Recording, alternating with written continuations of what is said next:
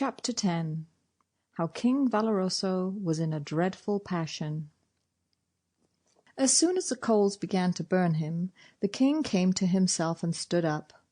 "Ho, my captain of the guards!" his majesty exclaimed, stamping his royal feet with rage.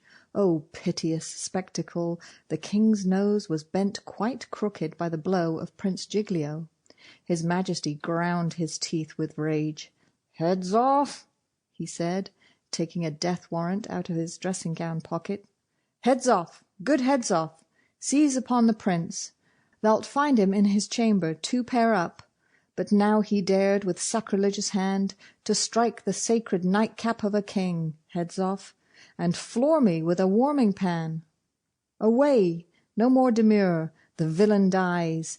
See it be done, or else, mind shine own eyes!"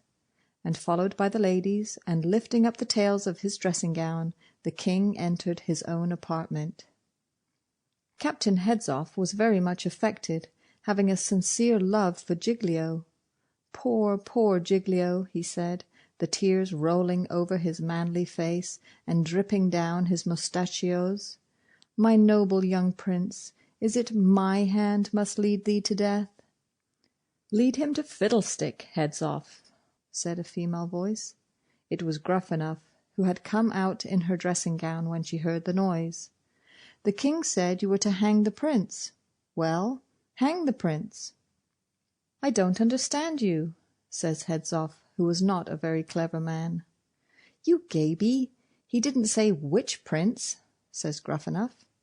"No, he didn't say which, certainly," said Hedzoff. "Well then, take Bulbo and hang him." When Captain Hedzoff heard this, he began to dance about for joy. "Obedience is a soldier's honour," says he. "Prince Bulbo's head will do capitally," and he went to arrest the prince the very first thing next morning. He knocked at the door. "Who's there?" says Bulbo. "Captain Hedzoff?" "Step in, pray, my good captain. I'm delighted to see you. I have been expecting you." "Have you?" says Hedzoff. "Sleighboots, my chamberlain, will act for me," says the prince. "I beg your Royal Highness's pardon, but you will have to act for yourself, and it's a pity to wake Baron Sleighboots." The Prince Bulbo still seemed to take the matter very coolly. "Of course, captain," says he. "You are come about that affair with Prince Giglio?" "Precisely," says Hedzoff, "that affair of Prince Giglio." "Is it to be pistols or swords, captain?" asks Bulbo. "I'm a pretty good hand with both, and I'll do for Prince Giglio as sure as my name is My Royal Highness Prince Bulbo." "There's some mistake, my lord," says the captain. "The business is done with axes among us." "Axes? That's sharp work," says Bulbo. "Call my chamberlain. He'll be my second, and in 10 minutes, I flatter myself, you'll see Master Giglio's head off his impertinent shoulders. I'm hungry for his blood, hoo-ah!" And he looked as savage as an ogre. "I beg your pardon, sir, but by this warrant I am to take you prisoner and hand you over to the executioner." "Pooh-pooh, my good man. Stop, I say, hullo!" was all that this luckless prince was enabled to say, for Hedzoff's guards, seizing him, tied a handkerchief over his mouth and face, and carried him to the place of execution. The king, who happened to be talking to Glumboso, saw him pass, and took a pinch of snuff, and said, "So much for Giglio. Now let's go to breakfast."